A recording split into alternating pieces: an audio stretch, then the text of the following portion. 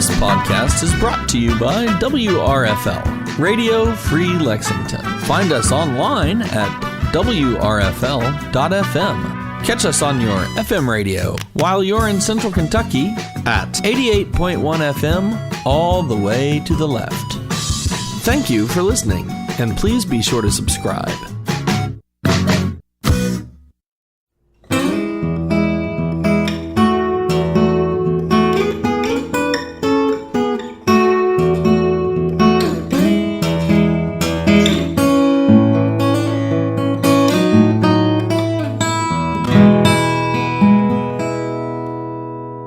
Hey everybody, thanks for listening to WRFL Lexington and to today's episode of Philosophy Bakes Bread. We're going to be holding a Lexington SOPHIA Chapter meeting to talk about clutter. Now, one of the things that I suggested I might get a chance to do is to read to you the essay by Dr. John Lachs that was published in Sophia's journal, Civil American. If you want to find that quickly, you can head to civilamerican.com. We also, as a group, have written some questions for discussion that follow on this piece. So here is Clutter by Dr. John Lachs, Centennial Professor of Philosophy at Vanderbilt University in Nashville, Tennessee. When our ancestors lived in caves, every tool was a prized possession. Furs for comfort and drawings to decorate the cave were difficult to come by. They were passed down from generation to generation. Later, when human productivity made the goods of the world readily available, our grandparents became collectors. Growing control over nature enabled them to stockpile everything imaginable, converting their homes into storage units. Some claim this was in response to the tough times of the Great Depression. Others attribute it to smart shopping. Buying on sale is a great saving, even if you never use the item. The important idea is that the 28th sweater and the 5-pound ketchup bottle are there, ready to be used, if that is, they can be found.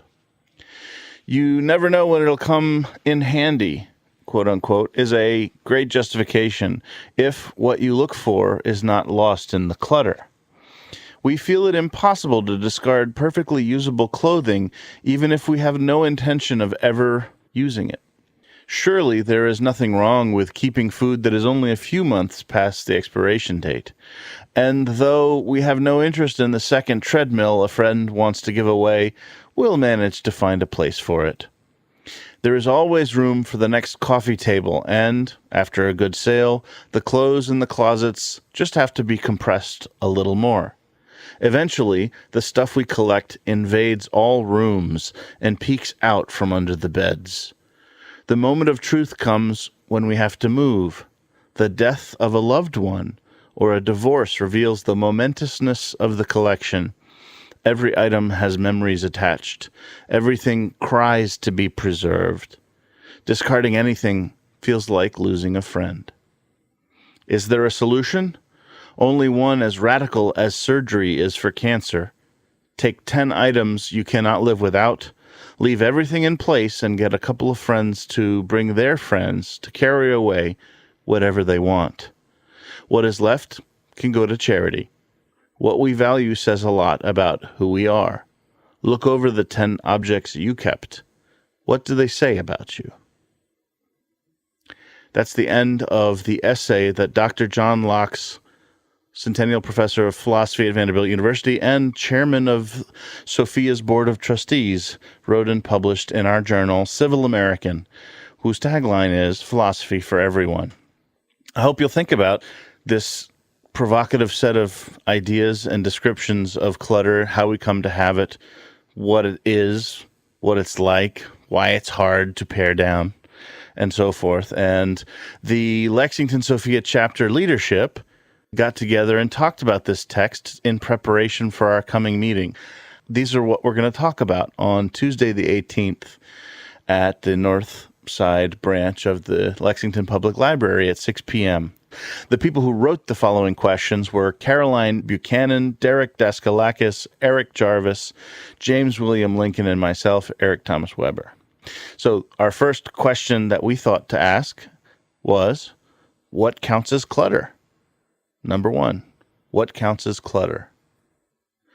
Number 2, why do we have so much stuff when we do?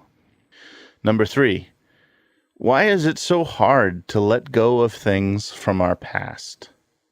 Number 4, what does it mean to throw something away or to give things away, in contrast with choosing to keep things?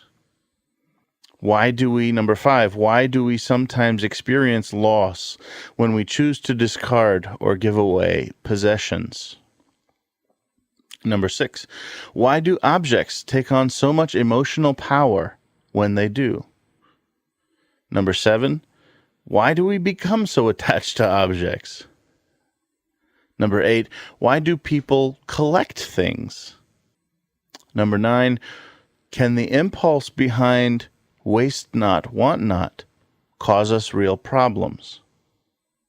Number 10, is it healthy when fear of scarcity motivates the accumulation of clutter?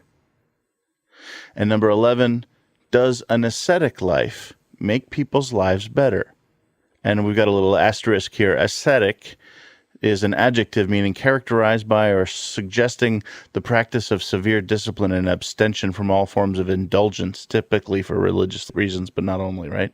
So does a life of denying yourself and of not accumulating possessions, for instance, does an ascetic life make people's lives better? Does an ascetic lifestyle make people's lives better, is the question. That's number 11. Well, if you have thoughts about these, we'd love to hear from you.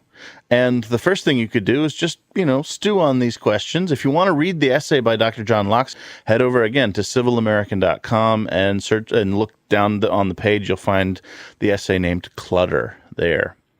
Thank you for listening to this essay by Dr. John Lachs on clutter. I hope you think a little bit about the objects we keep around and what they do to us, as well as what we perhaps would be wise to do with them. Thank you all for listening to WRFL and to today's episode of Philosophy Bakes Bread.